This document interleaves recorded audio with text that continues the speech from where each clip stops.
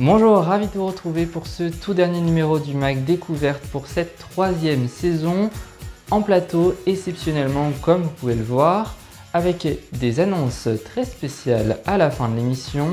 Mais avant, voici le sommaire.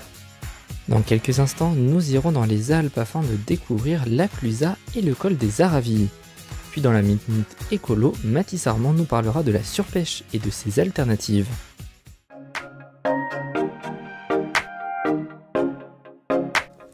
Et pour commencer, nous allons donc partir dans les Alpes pour passer une journée à la découverte de la Clusaz et du col des Aravis dans ce reportage inédit.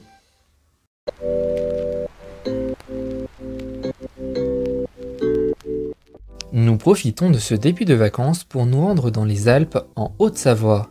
Destination plébiscitée l'hiver, c'est aussi le cas l'été avec de nombreuses activités. Et surtout ces très beaux paysages que nous pouvons déjà admirer sur notre route. Et c'est à la Clusaz, célèbre station de montagne nichée à 1040 mètres d'altitude, que nous avons décidé de nous arrêter pour y passer la journée. Avant de nous garer et de partir à la découverte, un peu d'histoire s'impose. C'est en 1907 que naît la Clusaz, mais ce n'est qu'à partir de 1955 que cette station va s'imposer avec la construction de son tout premier téléphérique, permettant ainsi le développement du tourisme lié dans un premier temps à la pratique des sports d'hiver. Et justement en arrivant, nous tombons nez à nez avec l'une des remontées mécaniques de la station. Cette dernière permet l'accès à une partie du domaine de la Clusaz qui s'étale sur 86 km de pistes. L'été, comme aujourd'hui, de nombreuses autres activités sont proposées, mais avant de les découvrir, c'est dans le centre du village que nous allons nous diriger. Nous passons devant l'église Saint-Foy fondée au Xe siècle. L'édifice qui se dresse devant nous a été complètement reconstruit en 1974, avec un souhait, respecter la tradition locale en étant proche du style des maisons de montagne. Seulement le clocher est resté intact depuis sa construction entre 1951 et 1956. Après ce point patrimoine, nous pouvons observer les traditionnels chalets qui accueillent chaque hiver et été les nombreux touristes de toutes nationalités qui viennent profiter, ici, à la Clusaz. Nous flânons ensuite entre les nombreux magasins et restaurants que compte la station. Nous nous arrêtons quelques instants pour manger dans l'un d'entre eux. Évidemment, au menu, du reblochon fermier fabriqué avec le lait de vache des alpages du massif des Aravis, un peu plus haut, dans la montagne. Terrain de jeu des cyclistes, le Tour de France a gravi ses routes à 38 reprises. Croyez-moi, il faut avoir le cœur bien accroché, mais les splendides paysages en valent bien la peine, même si la météo le jour de notre visite est un peu capricieuse.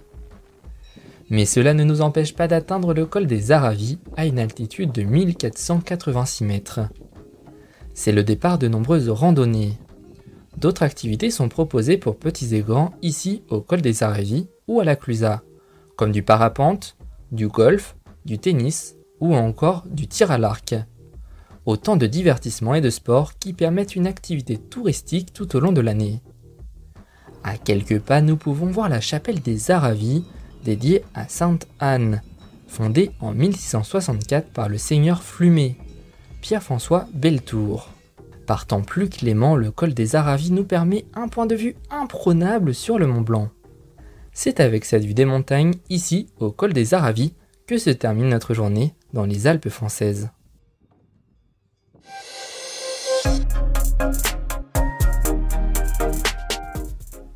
À présent, passons de la montagne à l'océan. En 40 ans, entre 1975 et 2015, le pourcentage de surexploitation des poissons a grimpé de 23%.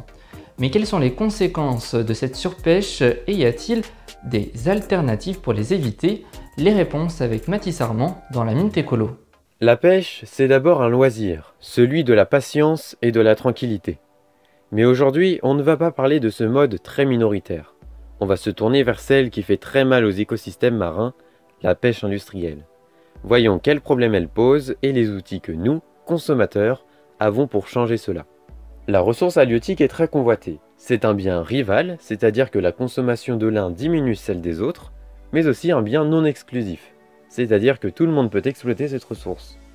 En économie, on appelle cela un bien commun. Mais le problème, c'est que cette ressource est amenée à être surexploitée du fait de ses caractéristiques. Les techniques modernes permettent d'aller très profond dans les océans et donc certaines espèces de poissons n'ont pas le temps de se restituer. C'est la surpêche. Le phénomène ne cesse de s'empirer. Regardez ce graphique.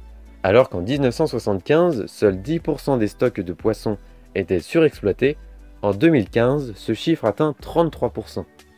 C'est un réel problème et les scientifiques s'accordent à dire que sans régulation, le secteur est voué à s'autodétruire dans les prochaines décennies.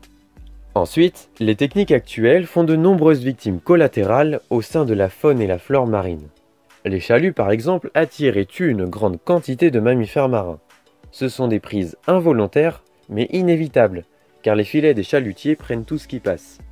Voici un chiffre qui démontre les dégâts de ces méthodes. 300 000 baleines, dauphins et marsouins meurent chaque année après s'être empêtrés dans les filets de pêche. C'est colossal. La plupart de ces animaux meurent suite à leurs blessures puis s'échouent sur les côtes. L'aquaculture, méthode qui élève les poissons dans de grands bassins, n'est pas une solution. Sa part dans la consommation totale de produits de la mer ne cesse pourtant d'augmenter.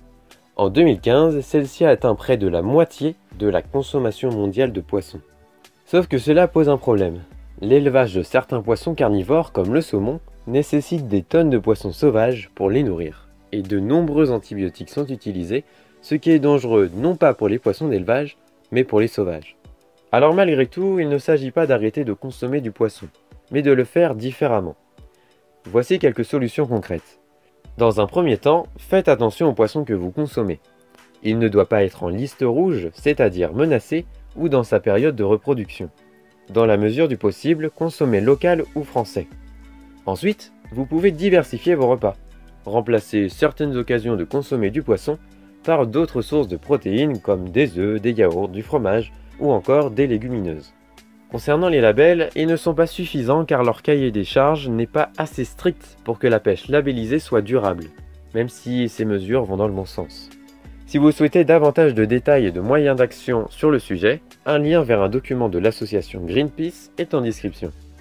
Donc à notre échelle, nous ne pouvons pas changer un système, mais on peut agir individuellement pour montrer la pêche que l'on souhaite.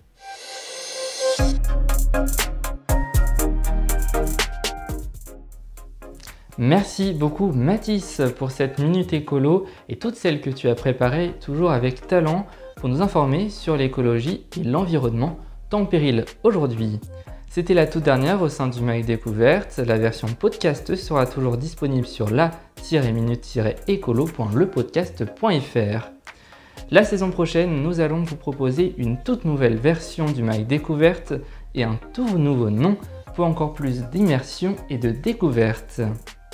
Je ne vous en dis pas plus, vous pourrez découvrir tout cela dès la rentrée sur AR1, notre chaîne YouTube où l'écologie sera toujours à l'honneur et même encore plus avec une toute nouvelle émission à part entière présentée par Mathis Armand à qui je souhaite beaucoup de réussite. D'ici là, un grand merci à vous toutes et à vous tous pour avoir suivi cette 3e saison du MAG Découverte. On se quitte avec tous les beaux endroits où j'ai eu plaisir à vous emmener durant cette saison.